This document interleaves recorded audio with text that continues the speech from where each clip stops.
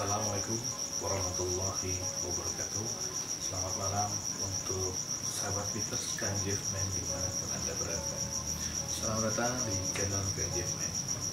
Malam hari ini saya akan sharing tentang mengenai tata cara melakukan deteksi energi. Ya, deteksi energi yang ada di sekitar tempat kita. Ini sebenarnya pengulangan sedikit dari beberapa part di awal, khususnya part 2, part 3, dan part 4. Nah, karena deteksi energi ini saya pikir kalau misalnya kita lupa atau kita jarang latih, ini cukup menyulitkan kita ketika saat kita lebih fokus untuk melakukan tindakan tersebut. Contohnya begini, misalnya kita tidak terbiasa melakukan ini, ternyata suatu saat ada pasien atau ada orang yang ingin mendapatkan terapi, sehingga kita bingung ini apa ya, ada medis kah atau non medis. Tapi kalau kita sudah terbiasa, tangan kita ini udah bergerak sendiri, menandakan adanya getaran yang tidak biasa dari tubuh orang yang sakit tersebut. Nah, untuk itu caranya seperti ini. Pastikan pertama teman-teman sudah ikut pengijazahan dari keilmuan atau Fiqhul Absolut, seperti itu ya, atau Fiqhul Absolut.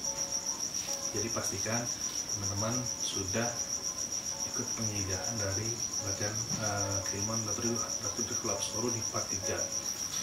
Nah, setelah itu caranya untuk melatihnya, fokus dan konsentrasi dalam satu ruangan, dalam satu rumah, fokus. Lalu seperti biasa, tawasul singkat. Setelah tawasul singkat, kemudian memohon kepada Allah agar diberikan rasa atau sensitivitas yang lebih terhadap energi di sekitar kita melalui radar telapak tangan. Jadi telapak tangan kita luruskan, kemudian berniat, ya Allah, mohon petunjukmu ya Allah, semoga energi di sini bisa dirasakan melalui telapak tangan. Kalau tangan kita bergerak dengan sendirinya, bergerak ya sendiri, itu ikutin aja, ikutkan terus, ikuti. Biasanya akan semakin dia ngajak berdiri, kita berdiri, ya dia ngajak maju, kita maju. Nah, sampai teman-teman sudah merasakan ada getaran yang paling kuat di sekitar area tempat teman-teman berdiri. Misalnya di sini ya, kuat. Nah, ini kuat banget ini. Langsung saat itu juga niatkan untuk mengunci energi tersebut pakai energi telapak tangan. Contohnya gini, langsung berniat, Allah, ya Allah, izin untuk mengunci energi ini. Nah, kemudian tangan kita itu akan berhenti dengan sendirinya menahan si makhluk tersebut. Ya, ini posisi udah mengunci, di lock seperti itu, mengunci. Nah, selanjutnya tinggal kita bagaimana mentransfer wujud dari makhluk tersebut melalui tangan, lalu ke kepala dan pikiran, hati dan pikiran kita. Nah, yang ketiga doanya adalah, ya Allah, atas izinmu hamba ingin melihat sosok makhluk tersebut melalui energi tangan hamba. Nah, nanti biasanya energi inti yang keluar dari tangan itu akan menangkap sosok makhluk itu, kemudian menarik kembali ke dalam tubuh kita, sehingga hati dan pikiran kita akan memvisualisasikan bentuknya seperti itu. Jadi, oh iya, wujudnya putih misalnya, tinggi, hitam, segala macam.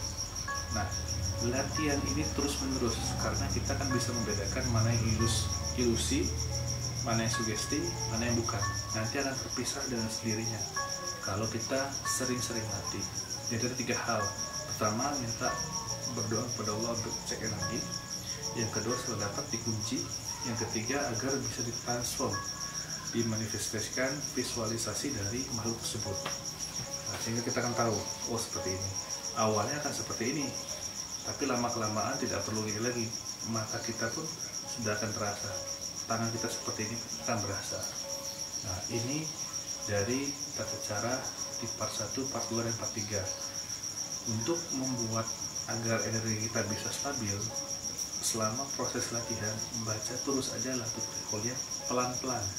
Jadi tidak ada target hitungan. Latut Fiqhul Absolut wa huwa yudhul Absolut wa huwa Fiqhul, dengan pelan aja.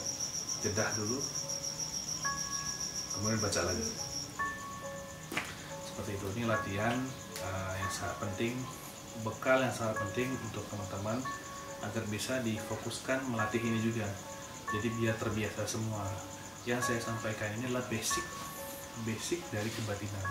Kalau teman-teman tidak punya basic atau fondasi sehingga langsung lompat ke ilmu yang tinggi, maka rubuh. Akhirnya apa? Diri kita dikuasai oleh bangsa jin, dikuasai oleh khodam.